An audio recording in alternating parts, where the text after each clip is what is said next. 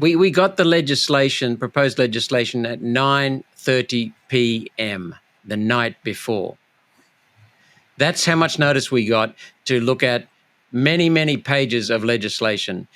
And I described it as, and people have agreed with me, as the most significant legislation in many, many decades because it destroys our economy. Hello and welcome. I'm Topher Field. Today my guest is Senator Malcolm Roberts. Today we're talking carbon taxes, Australian manufacturing and jobs, and whether or not the government should be the one in control of our economy. If you like this sort of content, make sure you like, subscribe, leave a comment, and go to topherfield.net to join my email list. Now, here's Malcolm Roberts. Senator Malcolm Roberts, thank you so much for your time today. You're welcome, Topher. It's good to be with you again. Always good. Oh, look, I always enjoy our chats. We've had a few over the years, but I'm going to have to keep this one a little bit more brief than usual. I apologise. You've been quite critical of this proposed, you're calling it a carbon tax. There's different language being used depending on whether you're for or against it. What issue do you have with this legislation? Well, firstly, what will this legislation do? Well, what this legislation will do is it will force companies to cut their output of carbon dioxide as part of energy generation or normal manufacturing processes, any consumption of hydrocarbon fuels like coal, oil, natural gas. So they'll be forced to cut their carbon dioxide output. That will lead directly to costs in manufacturing, or if they can't cut their carbon dioxide, then they'll have to buy carbon dioxide credits, which will lead to more costs, or they will be fined, which will lead to more costs. So this is a carbon dioxide tax. That's all it is. It will lead ultimately to higher prices and to more and more businesses in Australia going out of business over what is basically bullshit. A topic that you've been very passionate and consistent on over years has been bringing back Australian manufacturing. Does this make that even harder to achieve? Of course it does. It makes it incredibly more difficult to achieve. Already we've had a huge cost impact on cost of living. Energy costs are multiplied right throughout the economy because energy costs touch so many different parts of our economy. Huge cost directly to cost of living for families, huge cost to small businesses, huge cost to large businesses. We already have industries and jobs flooding out to China. And China is the main recipient of this, Topher, because China gives us our wind turbines. China sells us our solar panels, which we provide the raw materials for. So we can't make them here because of our industry being priced out of business and our government taxing us out of business. And so they go to China. So our raw materials that we are not allowed to use for producing coal-fired power, we send it to China so they can produce coal-fired power. They sell their coal-fired power at 8 cents a kilowatt hour. We sell our power here in this country at 25 cents a kilowatt hour. The number one thing that has driven the dramatic, unprecedented standard of living increases, material cost of living increases in the last 170 years has been energy. Ever decreasing prices of energy. It's been relentless until 20 years ago. And then they started artificially increasing the prices of energy in the Western countries. China has been handed a gift. It will drive huge destruction in our economy. We're already seeing a lot of our manufacturing sector has gone. Where's it gone? China. China gets the jobs, China gets the income, China gets the security. Well, I've seen this described as not actually reducing our emissions, but simply exporting them. We're sending the emissions off to other countries where they haven't implemented legislation like what we're discussing here. What's your expectation? Is this likely to pass the coalition? I mean, this is based on a coalition policy originally. They seem to be opposed to it, which I find a bit odd, given that it is largely based on something they implemented and they've signed up to a lot of these emissions reductions targets. What's the political future of this legislation, do you think? Well, let's step back a minute to the legislation that was passed in so-called emergency session in December, the single-day session in December. That was legislation to regulate energy prices, in particular gas prices. It nationalised the gas industry.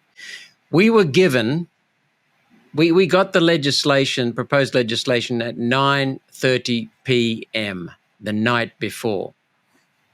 That's how much notice we got to look at many, many pages of legislation. And I described it as, and people have agreed with me, as the most significant legislation in many, many decades because it destroys our economy, gives complete control. Can you imagine any gas company investing in new gas resources, finding them, going through the risks of losing money, exploring for it? if they cannot control the price at which they'll get, they'll be forced to sell at the government mandated price, forced to do government mandated contracts. So that's the kind of thing. We haven't seen this legislation yet that's coming up. My guess is that people don't understand, but our country is governed by a Teals, Greens, Labor coalition. In the lower house, the Teals won 6 seats, and that kept the Liberals out of some seats. Labor is now governing in the lower house with less than 1/3 of the vote. Less than 1/3. Yeah. In the upper house, with the Labor and Greens together, they tie the vote in the Senate. They need one other vote in the Senate. That has often been David Pocock, who is funded for his election campaign by Climate 200. He's a Teal. So we have a Teals, Labor, Greens government in the Senate, and that is effectively what governs this country. So David Pocock is called now Doormat Dave. He's a member of the Teals. Well, he's part of the Teals. And so we are now governed by the Teals in this country, and they will likely pass this. So, Malcolm, I've watched some of the content that you've released around this issue, and you've made the claim that these carbon credits, which are going to be available for companies that can't reduce their emissions, the credits will be an option for them. You've made the claim that these credits could be as much as 3 times more expensive than has been indicated. Now, I notice the language there is a little bit vague. Are we getting hard information from the government about what this is really actually going to cost? And how are you coming to the conclusion that it could cost a lot more? Well, the main source for that particular piece of information is in fact the media. The media has reported this. That's where we got wind of it, which is quite often what happens with the Albanese Labor government. Quite often we get wind of it through the media, despite what Anthony Albanese says as being a consultative prime minister. That's not what we found. So we understand that from the media report that the hints about this legislation in the pre-election campaign hinted at a price that is about 1/3 less than what's hinted at now. But the other thing to remember, the primacy of energy these days, Topher, the primacy of energy ever since 1850 in the Industrial Revolution, we must use the cheapest, most reliable, secure, stable, environmentally responsible form of energy to generate electricity and to drive our transport fleet. That's the first thing. And that is clearly coal in this country, apart from hydroelectricity in the north and hydro in the snowy. Coal, nuclear comes third, and there's an opportunity there to use nuclear in South Australia where they've got coal that's low efficiency. Wind and solar are prohibitively expensive. They're only possible with subsidies. And those subsidies are still in place despite the fact that we have been told solar and wind are the cheapest, which is complete rubbish. And what we find is that solar and wind are prohibitively expensive, and everywhere that's had a significant increase in solar and wind, they've had a significant increase in price because of the subsidies that are needed. The second thing we need to do as a country is to restore governance based on data. This climate scam, which is leading to an energy decimation in our country, is due to the fact that the government not only does not look at the data on climate to justify its policies, it contradicts the very data that it claims supports its policies. So that's what we've got to have: restore governance that is based on honesty, based in turn on data. Yeah, it's an interesting one. The Greens seem to have been criticising it on the basis that they feel it doesn't go far enough. And this is something you've been warning about, that if we do accept this legislation, it's only a matter of time before it begins to apply to more businesses. This is great coffee made easy. Now, while I tell you about it on this side of the screen, I'm going to show you how to make one on that side of the screen. Literally, you just have to add hot water, but don't be fooled. It's not instant coffee. This is organic, specialty-grade coffee that's been roasted and ground and packaged in nitrogen right here in Australia. It is some of the best coffee you'll ever have. Now, this is a filter-style coffee, which is great because it means it doesn't need any milk. You can add milk if you want, but it doesn't need milk. So those of you that can't drink milk or don't like to drink as much milk, this is great for your gut, great for your health, great if you're on a keto diet as well. And you can make it absolutely anywhere. All you need is hot water. You could be on a work site, you could be camping, obviously at the office or in your home. You could even be on an aeroplane. All you need is for them to supply you with some hot water, and you can make yourself a brew coffee that is just as good as the one that you'd be enjoying at home. There are people that drink brew every single morning. This has become their go-to coffee that's replaced the cafe coffees they used to pay for with their exorbitant prices and the long wait times. Brew comes in different pack sizes. You can get sample packs if you just want to check us out. You can get monthly subscription packs like this one that show up on your doorstep every month so you'll never run out of coffee again. Or you can buy in bulk if you have an office or a hotel or you drink a lot of coffee. Brew Australia is better for your health, it's better for your wallet, and it's better coffee. In fact, it's great coffee. Made easy. brewaustralia.com. Yes, and what you'll see is it's really important. You touched on something a minute ago, and I touched on it in my video. And that is that this was introduced by Greg Hunt and Malcolm Turnbull. Malcolm Turnbull being the Prime Minister at the time in late 2015. I think it was the last week of sitting, maybe even in the last day. It snuck through Parliament. It was the precursor to a carbon dioxide tax. And that's what I said at the time. I wasn't in the Senate at the time, but that's what I said. And sure enough, here it is.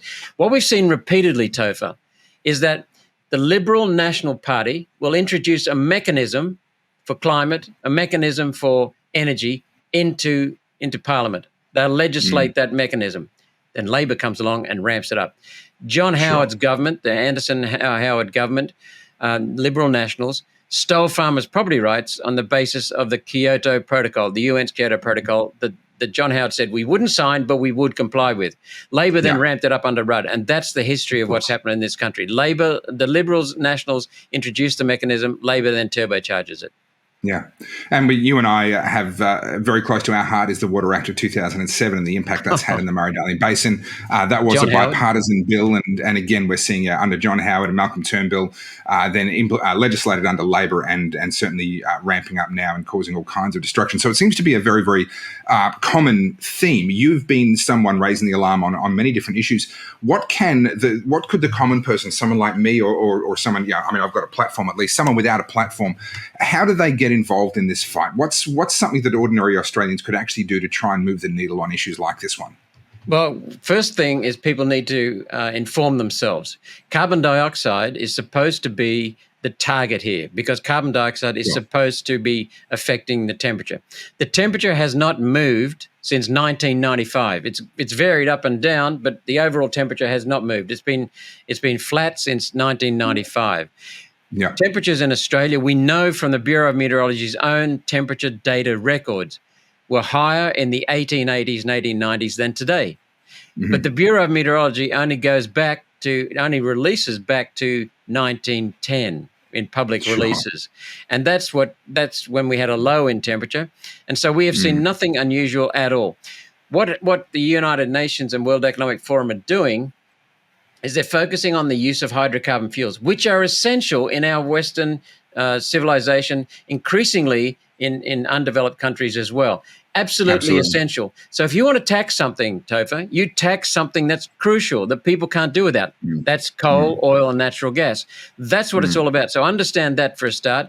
Understand, secondly, that carbon dioxide is a colorless, odorless, tasteless, non-toxic, natural gas that is a trace gas. There is around 0.04%, 0.04%. I know you know this, but you asked me the question on behalf of your viewers. Sure. Yeah. So what should Australians do once they've educated themselves? Spread the word, share that word with their neighbours, with their workmates, with their friends. Contact your local MP, voice your opposition, but better than that, drive down to your local MP and demand to see him or her.